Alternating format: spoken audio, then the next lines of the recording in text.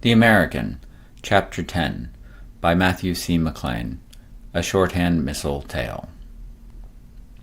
Not that I should have been anything but grateful regardless of how Sophie secured my release from Capan prison. A murder by an American on foreign soil was complicated business, only made more so by the fact that the victim was a powerful man. Like all powerful men, Verdicchio had enemies that were happy to see him go, but none so much that they would have been willing to intercede on my behalf. I had, after all, killed an old man. The police reports left out that he had tortured Sophie before my arrival. With her dying breath, my wife, Cheryl, had asked me to protect Sophie. I had failed in that, so I didn't let his age stop me. Afterwards, the American consulate seemed to prefer to pretend that I didn't exist. I spent over 2 years in Capan, with only breaks to be shuttled back and forth across the plains of Umbria, between the prison's routine and the indecipherable proceedings of the courthouse. I began those days sitting in a cold cell and ended them in front of jurists who spoke in tongues I didn't try to understand. After a while, it just became an interlude where I enjoyed a car ride with some Italian sunshine and watched the golden hills of Umbria go by. Capan wasn't so bad either. Yeah, the prison was an ancient, cold stone box and there were cockroaches everywhere, but not so many as to be too bold. They at least had the decency to scatter when the lights came on. The same couldn't be said for my fellow inmates.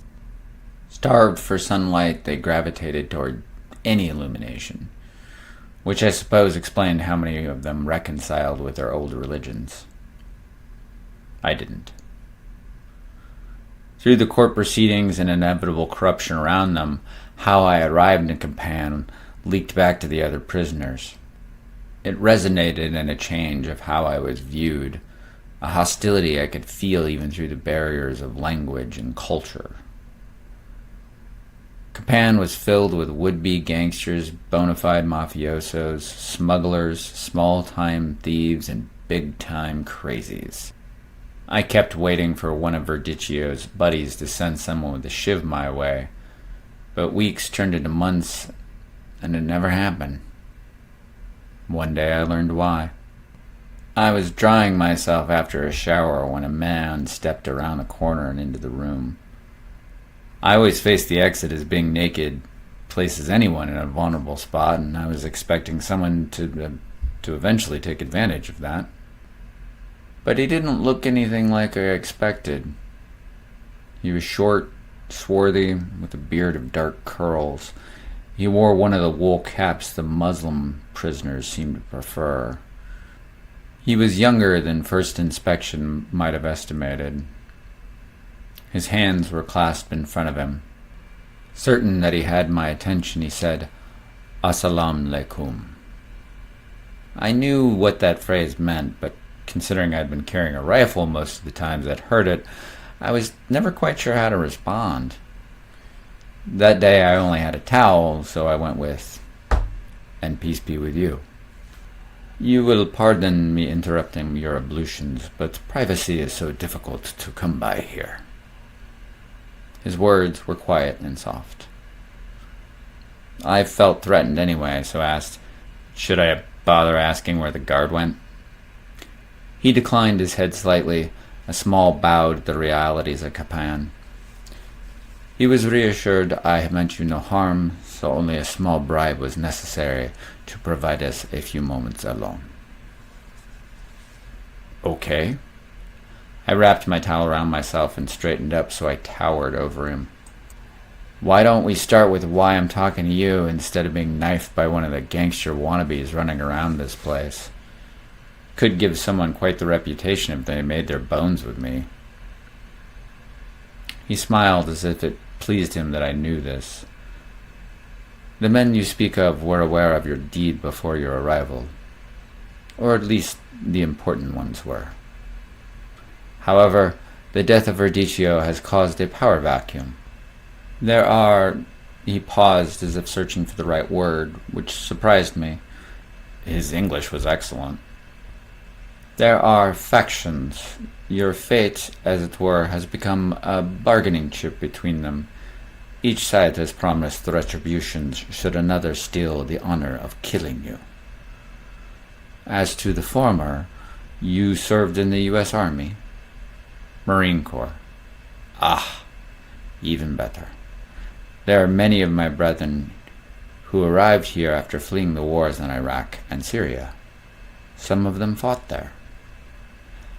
I was beginning to get the idea, so I echoed his, "Ah, indeed. Some of them see your arrival here as the Prophet's providence, an enemy delivered into our hands." So how many different groups in this place want me dead? His smile became earnest, seeing me enjoy a bitter humor in the situation. It is hard to say. His smile fell away behind the curtain of his beard. But if one of my fellows were to injure you, it would greatly anger the other factions. The result would be much bloodshed. And you don't want that. He nodded. And I do not want that. I suddenly wished that we could sit down and have some coffee, discuss this like civilized people. But such luxuries were a long way off. What are you suggesting? My visitor made a steeple of his hands. If you were to convert, it would prevent my fellow supplicants from harming you. But whoever kills a believer intentionally, his recompense is hell, wherein he will abide eternally, and Allah shall become angry with him. It will also provide you with our protection. He must have correctly interpreted my skepticism, because he continued with, "Your conversion would be seen as a victory for us." I couldn't help but give another short, bitter laugh. My visitor's eyes narrowed, the closest thing I had seen to anger in him. Not caring if that's how things went, I said, "What's your name?" "Here, I am called Tariq." He paused, then added, "Everyone in Kapan knows your name, but they simply refer to you as the American." I let my stare fall to the floor. That makes sense. There was nothing for me in the blackened mold between the shower tiles. So I said, "Look, Tariq, I appreciate the offer, but I can't do that." My first refusal was probably a part of Tariq's plan. Completely unfazed, he replied, "Why is that? Allah Akbar." I thought about that for as long as I could in the short time we had. I didn't want to alienate the one person in this place who didn't want me dead. In the end, I met his eyes and said, "I do not believe as you believe." That answer, perhaps the honesty of it, paused Tariq. He rubbed his chin, perhaps consulting his conscience. "Others before you have made the declaration of faith with less than a whole heart to avoid death, then found Allah's mercy later." It was my turn to demonstrate some knowledge.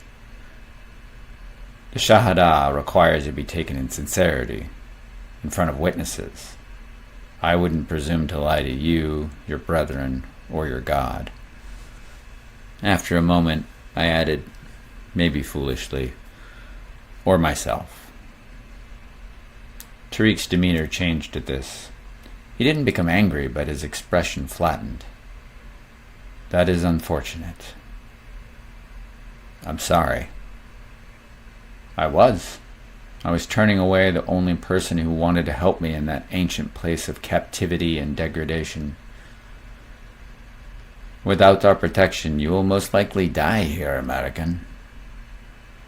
The closest thing to a threat Tariq had made, those words made me think about Cheryl, dead in Venice without anyone to bury her because I was here, too stupid to have avoided the police.